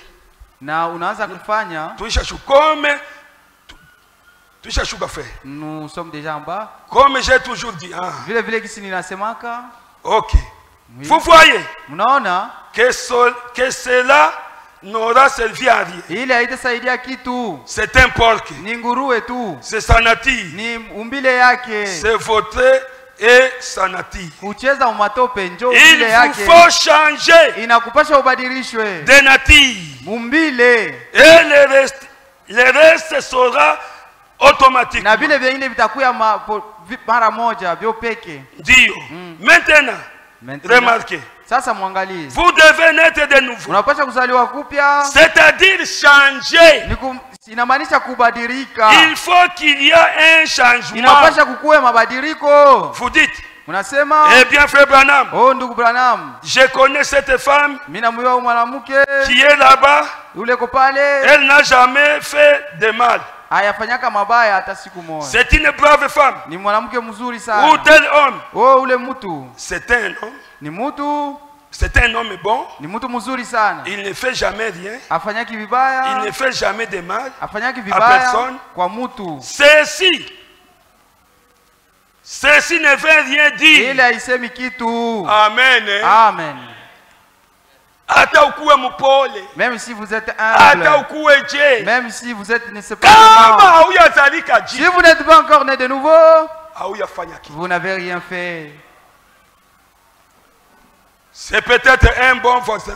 Peut-être saa zingine ni jirani mzuri. Mais ce n'est pas un chrétien. Lakini haiko mkristo. Avant qu'il soit né de nouveau. Mbele ya kuzaliwa kupya. Jésus a dit. Yesu alisema. Si un homme n'est né de nouveau. Kama mtu hajaliwa kupya. Il ne peut pas même voir le royaume. Hawezi kuona hata ufalme. Cela signifie. Ile inamaanisha kama. Que voir. Kuona. Veut dire comprendre. Inamaanisha kuelewa. Amen. Amen. Kuona ufalme. Voir le royaume, c'est-à-dire comprendre. Tu ne peux pas voir le royaume des cieux si tu ne comprends pas ce message. C'est pourquoi si quelqu'un t'appelle insensé, ce n'est pas un injure. Un insensé, c'est celui qui n'a pas compris, qui ne connaît rien. Et si vous nous regardons dans beaucoup de choses, tu n'es pas insensé. Qu'est-ce que tu sais? Tu sais que il ne faut pas suivre la femme de quelqu'un, il ne faut pas commettre adultère, il ne faut pas s'enivrer, mais tu vas faire la même chose. Il y a des frères qui chassent encore les femmes. Va chez Est-ce que vous comprenez le message que tu as compris le message que tu as cru? Où la maison de ta femme? La Bible dit que c'est dans ton corps. Si tu veux la chasser, déchire-toi et laisse-la entrer. Et tu prends des sacs, tu les jettes dehors. Va chez tes parents. Et l'autre ici qui ne comprend les écrits, j'irai. Chez nous, c'est Béké. Nous sommes les ressortissants de Bukavu. Est-ce que Béké c'est là chez vous? C'est ça chez vous? Lui il ne connaît pas les écrits. Toi aussi tu ne connais pas les écrits. Vous vous trouvez tous, c'est la folie. Oh je m'en irai. Chez nous ils sont riches que toi. Eh femme. Si tu t'es déjà marié, oublie tes parents. Somme 45, verset 10. Même si ta mère a le stock de la farine et que ton mari n'en a même pas un quaker, cela ne t'appartient pas. Ce qui t'appartient, c'est ce qui est à ton mari. Les frères, vous avez compris? Oh, va chez tes parents. Oui. Continuons. Hyper habilement, je n'ai plus le temps. Ça va un peu vite. Paragraphe 59. Kifungu ya makumi tano na kenda. Ndio. Inasema hivi. Cela dit 59. L'église est censée prendre la place de Christ. Kanisa inapasha kubewa fasi ya Kristo. Amen. Amen. Christ alifanyaka nini? Qu'est-ce que Christ a fait? Muaminifu. Fidèle. Kumaneno ya baba yake. À la parole de son père. Muaminifu kumaneno ya baba yake. Fidèle aux paroles de son père. Tu mourras à cause du péché des gens. Mais malgré, il a prié. La sueur s'est changée en sang. Mais il est resté fidèle. Il a dit, Père, que ta volonté soit faite. Et toi, Église, tu dois être comme Jésus. Malgré les difficultés, les tentations, reste debout. Amen. Amen. Parce que c'est lui qui a la foi. Le prophète dit, c'est comme une torse remplie de poils. Amen. Amen. La foi est costaud. Ce n'est pas toute chose qui va te faire chanceler. Oh, vous vous irritez avec un frère. Je quitte même l'église. Je ne peux pas m'asseoir avec cet hypocrite-là. Et toi, tu l'es. Parce que la Bible dit, si tu vois un frère dans la faute, va le voir pour que vous arrangiez cela. Et les diacres viennent te voir. Pourquoi on ne te voit plus à l'église? Oh, est-ce que tu peux supporter ce que frère Maneno a dit? C'est la peine de mettre à l'église. Qui suis-je? Est-ce que c'est moi qui t'ai appelé ici? Si tu penses que j'étais à choper, viens me voir. Oh, je m'assois maintenant. Je ne peux plus entrer dans cette église des hypocrites. C'est toi l'hypocrite. Jésus a dit au Pierre, qu'est-ce que vous faites ici? Allez-vous-en. Pierre a dit, à qui d'autre irions-nous? C'est à toi qui as la parole de vrai. Ne quitte pas ici, enfant de Dieu. Je t'en supplie, ne quitte pas ici. Même si on t'injuriait, reste avec la parole. Ne reste pas avec les gens. Qu'est-ce que l'homme te donnera? Celui qui va te donner le ciel, c'est Jésus.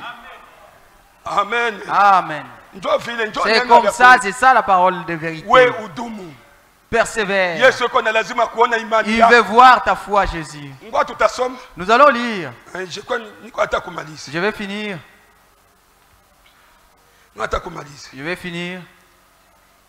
Celui qui croit en moi fera les œuvres que j'ai faites. Encore un peu de temps et le monde ne me verra plus. Mais vous me verrez. Car je suis avec vous et même en vous jusqu'à la fin du monde.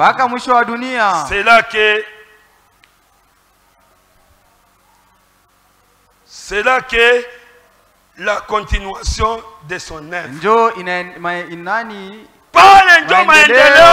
Ya kazi yake. Amen. Amen. C'est à toi de persévérer. Oui. Qui est-ce que tu veux? Qui doit persévérer à ta place? Persévérance. Kudumu. Il y a 63. Il y a 63. Paragraphe 34. Le mot persévérant neno kudumu signifie, inamaanisha, je pense selon Webster, selon Camus, selon les dictionnaires, être persistant, kuendelea, être persévérant, kudumu, persister pour atteindre une but, ni kuendelea kushikamana cha kukamata kitu fulani. Amen. Amen. C'est persévérer, demeurer comme un chrétien. Sa persévérance, c'est pour avoir le ciel. À la SNCC, si vous allez dire à votre papa, abandonne ce travail, on ne vous paye pas, vous ne travaillez plus, vous passez le temps à somnoler là-bas, vos bureaux sont remplis de chauves-souris. Et si vous lui demandez d'arrêter, il te dira non, je n'abandonnerai pas ce travail. Je reste ici jusqu'à ce que Dieu reviendra. Et toi, dans la parole de Dieu, la foi dans les choses vaines, à combien plus forte raison à toi?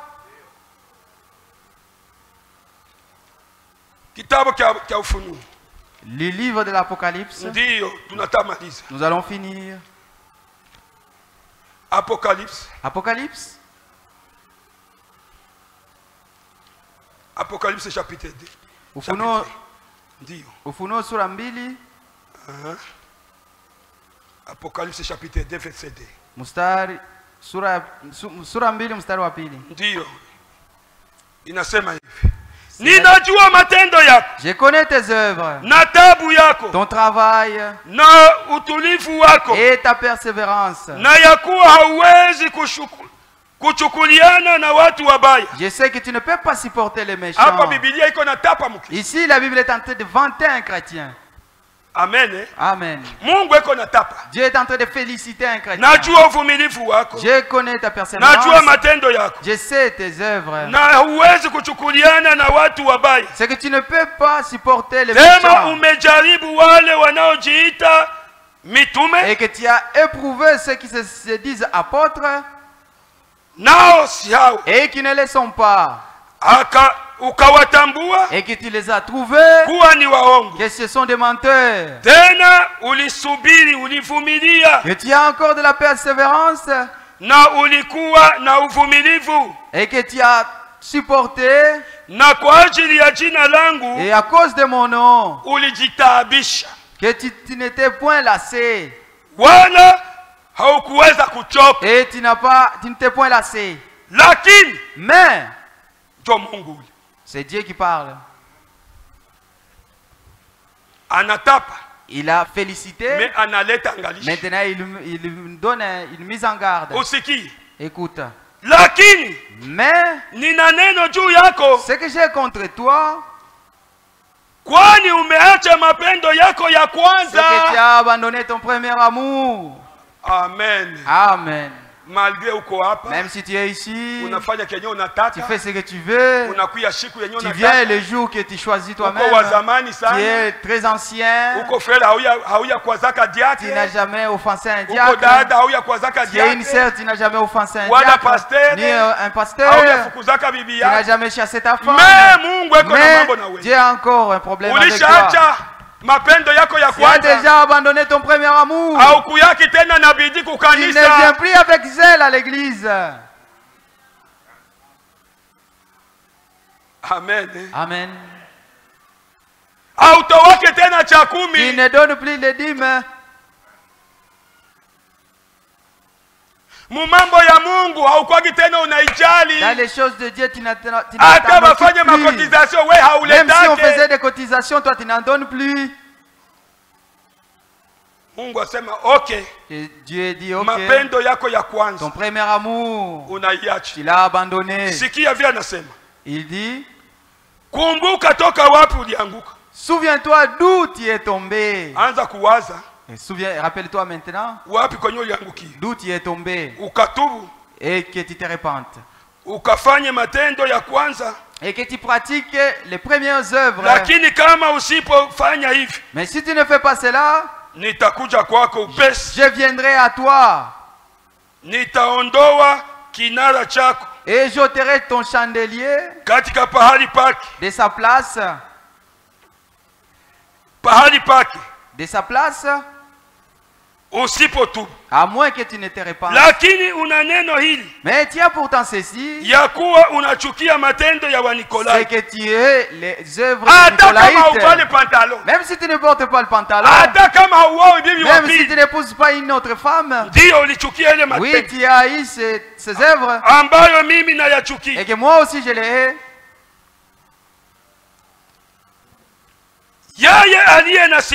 Que celui qui a des oreilles entende ce que l'Esprit dit aux églises. À celui qui vaincra, je donnerai à manger de l'arbre de vie qui est dans le paradis de Dieu. Amen. Que Dieu nous aide. C'est ça la parole de Dieu. On m'a déjà écrit qu'il est temps. Lèvons-nous. C'est moi qui donne l'ordre.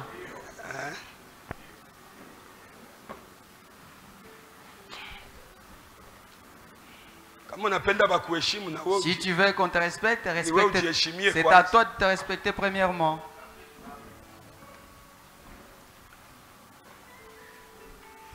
Okovu 44. Hapana ile ya kutablo. Okovu 44.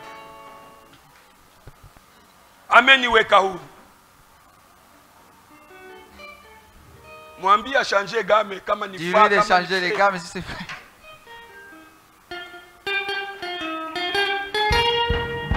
Dio.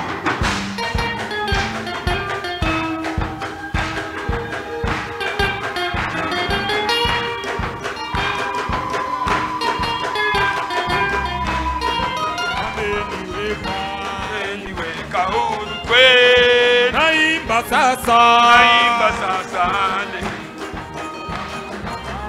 kwa msalaba nimepata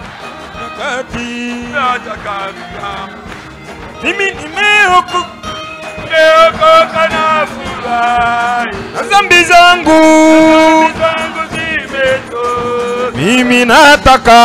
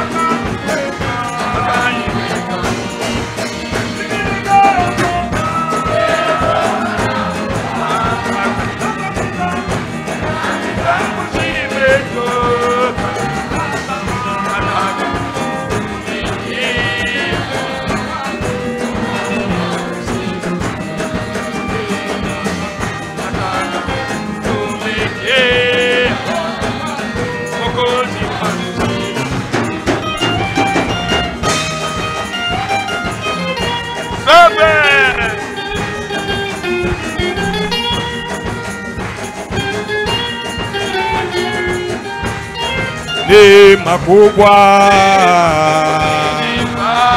kuacha njia na nguvu yao yanichukua.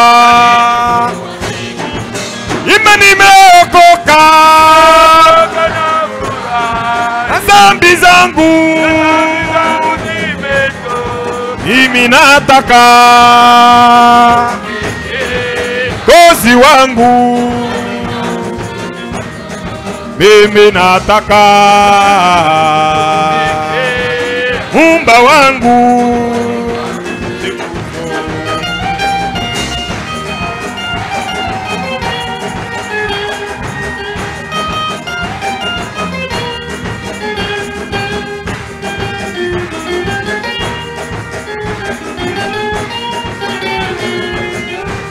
Kweli na siku moja mbinguni kwake milele nita na kumwimbia. Imba nimeokoka na dhambi zangu, mimi nataka Bwana wangu, mimi nataka Kozi wangu. Imba nimeokoka na dhambi zangu, mimi nataka Bwana wangu, mimi nataka Bwana Yesu wangu siku zote. Ndiyo mpendwa. Oui, bien-aimé. Shie tunaimba kenye tunaimba. Nous chantons ce que nous croyons. Ikiwa kama uliokoka, si tu as vraiment, tu es sauvé, umutumikie Bwana. Œuvre pour Dieu. Eko na lazima maisha yako imutumikie. Il a besoin que ta vie le serve. Mwambie. Dis-lui. Je sais que je suis démuni. Aide-moi.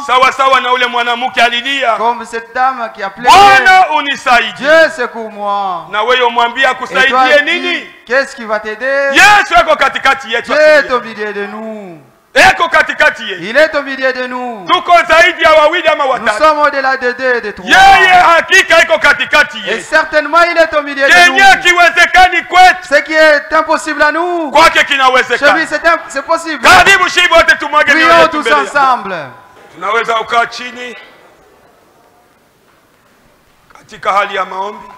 Dans l'état de prière, nous n'allons pas nous lasser de demander au milieu de nous. Est-ce qu'il y a quelqu'un parmi nous qui n'a pas encore donné sa vie à Jésus-Christ? Nous venons d'écouter. Il faut que quelqu'un naisse de nouveau. Changer ta vie. Si tu es là, nous n'avons pas trop de temps.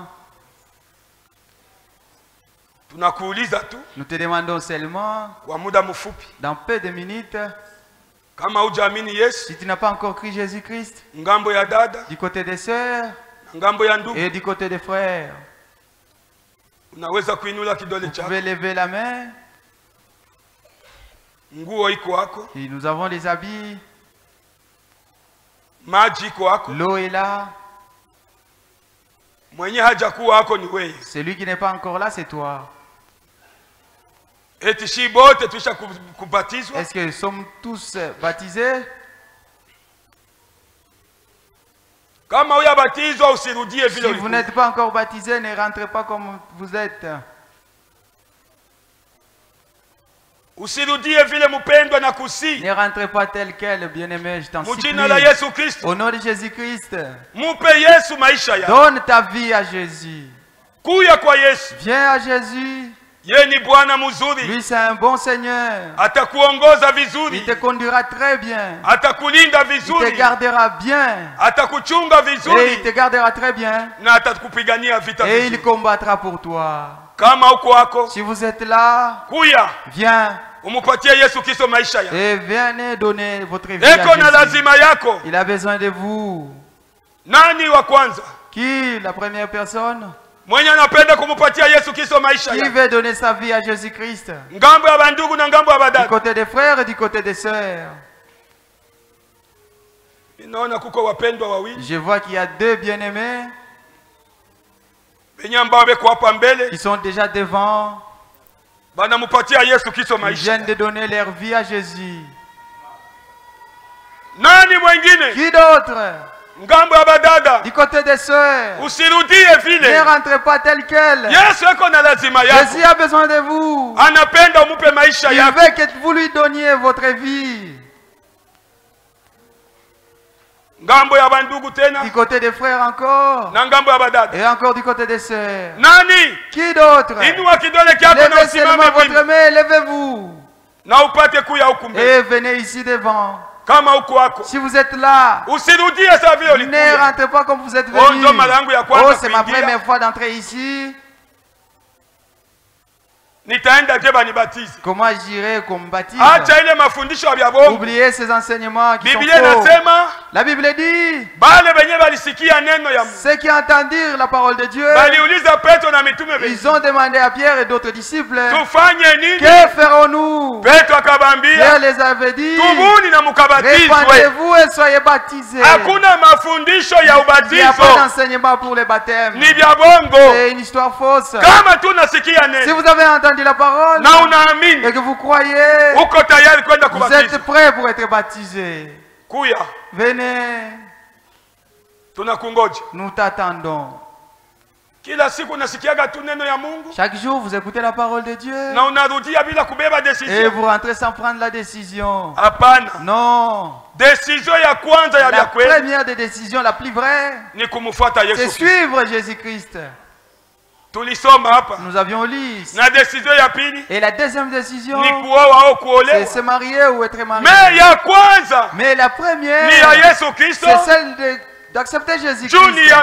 Parce que celle-là est éternelle. La deuxième décision a sa fin.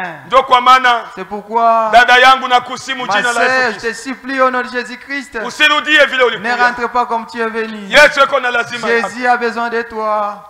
Viens.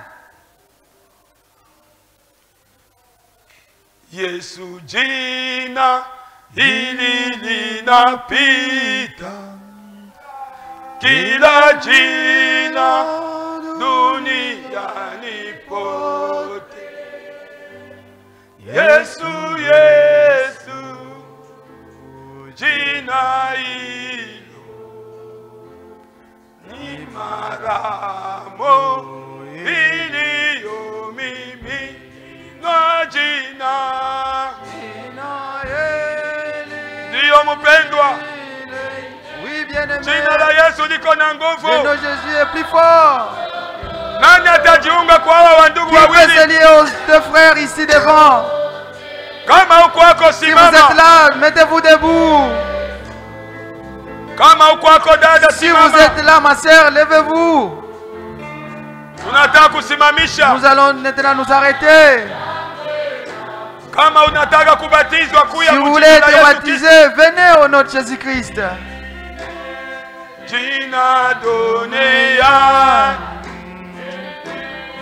lenye nguvu kweli na uzima. Kuya mpendwa. Viens bien-aimé. Naona ndugu mwingine. Mungu akubariki sana. Que Dieu te bénisse. Mungu akubariki kuya mpendwa. Que Dieu te bénisse. Viens frère. Mutombokee shetani. Gondez sur Satan. Shetani ana na uwezo maisha yako. Satan n'a pas de pouvoir sur vous. Wewe uko mtoto wa Mungu. Vous êtes un enfant de Dieu. Usiache shetani ukudanganya. Ne laissez pas Satan vous mentir. Mpatie Yesu Kristo maisha yako. Donnez votre vie à Jésus. Zango zote. Nani mwingine mwana bakia? Qui d'autre qui reste? Simama mtombokee shetani na kuya mbele. Venez devant. Hakuna jina lingine lenye nguvu. Il n'y a pas d'autre nom plus puissant sawa jina la Yesu que celui de Jésus-Christ. Sitaweza kusahau Yesu nake ni wokovu. Jina la Yesu ni wokovu wako mpendwa ndugu na dada. Yesu, Yesu. Simama. Lève-toi. Mwambie shetani niache mimi naenda kwa Yesu. Dis à Satan, laisse-moi, moi je pars à Christ. Nani wa mwisho? Qui? La dernière personne.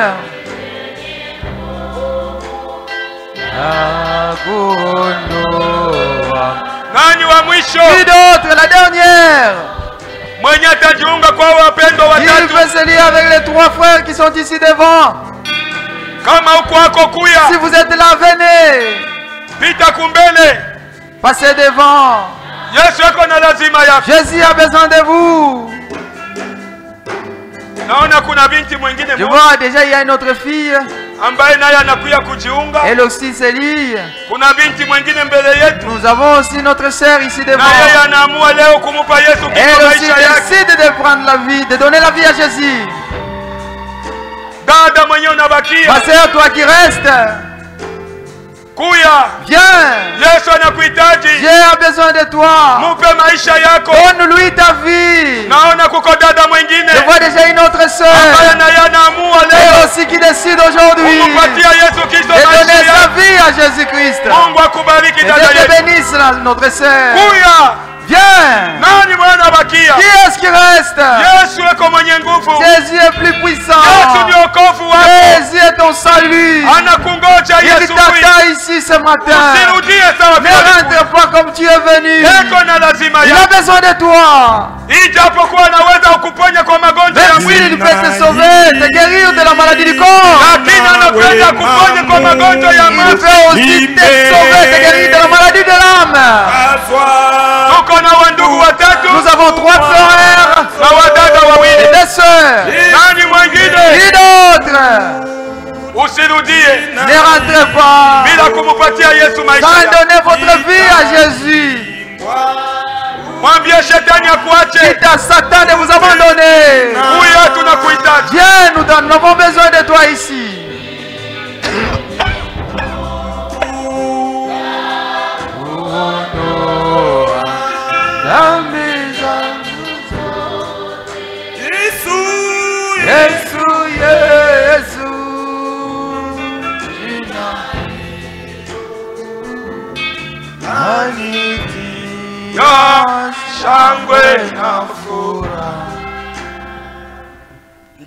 Oui, notre Dieu c'est un Dieu bon. Lui avait dit, si vous avez honte de lui devant les gens, lui aussi aura honte de vous devant son Père. Mais pour ceci, nos 2 sœurs et nos 3 frères, nous n'aurons pas honte de Jésus. Nous venons devant les gens, qu'ils soient nos témoins, comme le ciel est témoin, et avec joie pour nos bien-aimés ici, qui quittent dans les ténèbres et qui quittent la mort, ils viennent dans la vie. Au ciel il y a la joie, une grande joie. Parce que ces âmes se lient à Jésus-Christ. Voilà pourquoi nous voulons prier pour eux. Si toi aussi tu as une requête, lève ta main. Parce que cette femme avait dit à Jésus, aide-moi, je t'en supplie. Et il l'a adoré. Et en le suppliant, lui disant, Seigneur, aide-moi, ma fille est tourmentée par un démon. À toi si vraiment tu as besoin du secours de Jésus, il est ici ce matin. Et il veut t'aider. Lève la main avec foi, sachant que ce que le serviteur de Dieu demandera, Dieu te donnera. Frère Milambo viendra prier pour nous.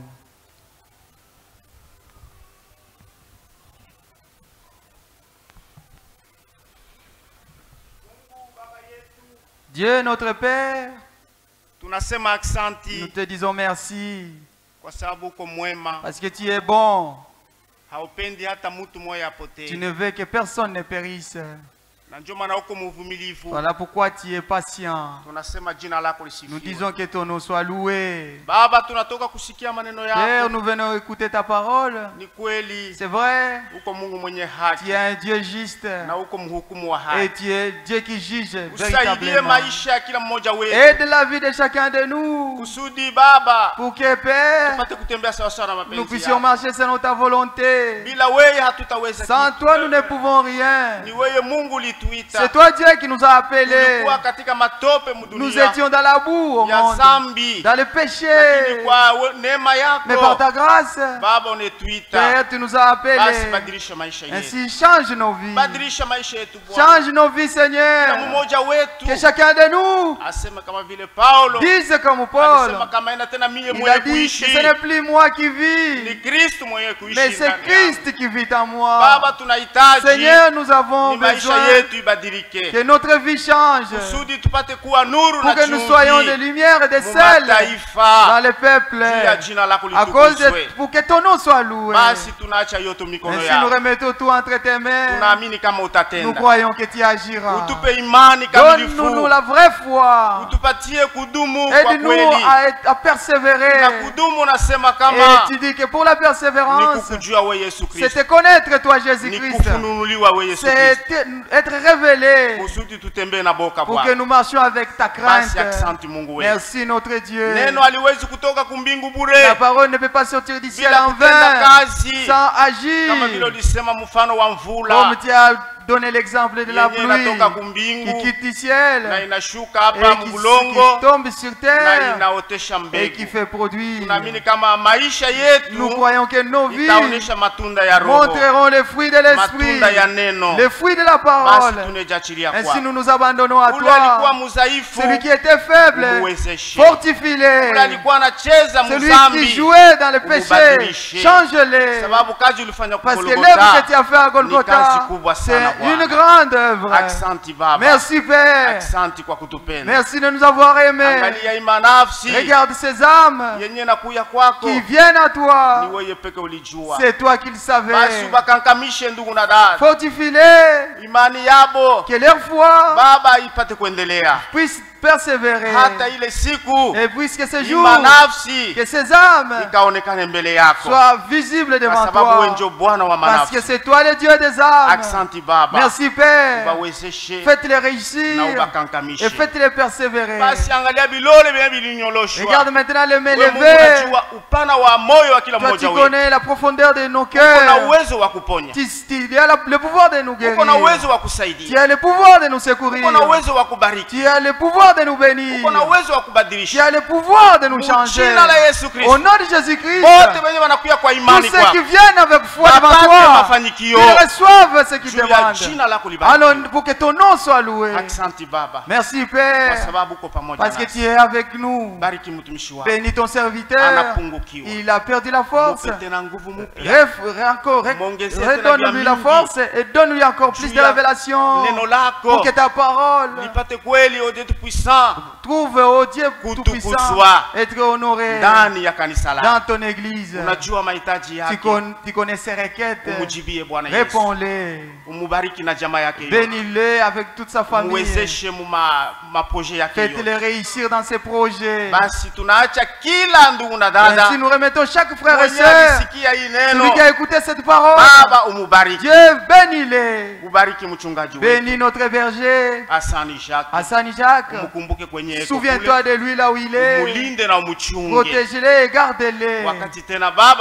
Lorsqu'il lui reviendra encore, Père, si tu n'es pas encore venu, nous puissions encore les voir. Souviens-toi de ses associés. Souviens-toi des diacres, tes serviteurs, qui souffrent pour te servir. Bénis-les. Souviens-toi des administrateurs et bénis tes serviteurs. Souviens-toi de toute œuvre qui s'est faite ici. Dieu bénit chacun de nous qui se donne à ton œuvre. Bénis notre chorale. Père, ce sont tes enfants qui se donnent. Fortifie-les, qu'ils continuent à travailler pour toi avec cœur et esprit. Souviens-toi d'Israël, ton peuple. Souviens-toi notre frère Wad Frank, ton serviteur. Nous mettons tous les évangélistes. Dieu bénis-les. Ainsi nous remettons tout entre tes mains. Nous te demandons tes miracles. Que cela soit visible dans nos vies. Dans le nom de Jésus-Christ. Ramène-nous l'amour parfait. Ramène-nous l'amour fraternel. Ainsi nous te disons merci. Parce que nous croyons que tu agiras. Nous avons tout demandé. Dans le nom le plus précieux de Jésus-Christ. Jésus-Christ. Amen. Amen.